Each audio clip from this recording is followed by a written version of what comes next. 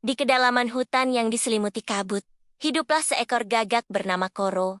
Bulunya hitam berkilau, dengan mata biru tua yang penuh rasa ingin tahu. Suatu pagi, saat ia sedang mencari minum di tepi sungai yang jernih, sesuatu yang berkilau menarik perhatiannya. Ia mendekat dan menemukan sebuah kunci kuno, berukir aneh, dan memancarkan cahaya lembut. Koro, yang selalu penasaran, mengambil kunci itu dengan paruhnya.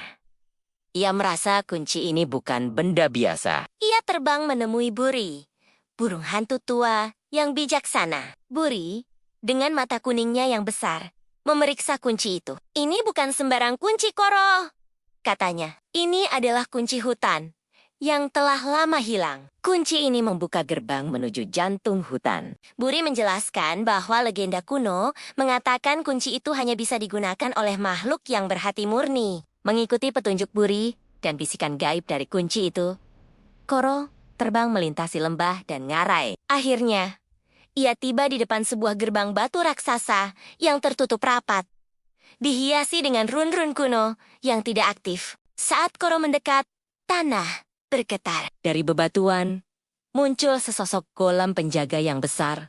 Tubuhnya penuh retakan yang dialiri cahaya biru redup, dan matanya terbuat dari kristal. Golem itu berbicara dengan suara berat, seperti batu yang bergesekan. Hanya yang berani dan tulus yang boleh lewat. Golem itu tidak menyerang, tapi kehadirannya yang mengintimidasi adalah sebuah ujian. Koro tidak gentar dengan keberanian yang tulus untuk membantu hutannya.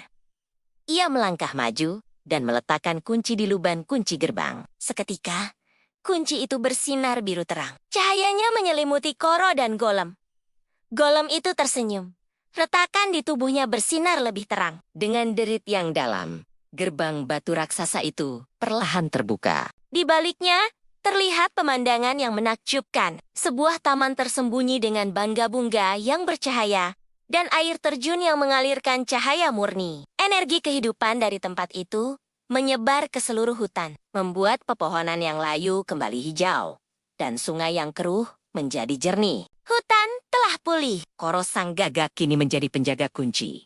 Sebuah simbol harapan dan pengingat bahwa keberanian kecil dapat membawa perubahan besar. Ia tidak lagi hanya seekor gagak biasa, tetapi pahlawan bagi rumahnya. Terima kasih sudah menonton kisah Koro.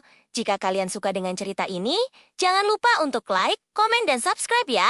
Sampai jumpa di video selanjutnya.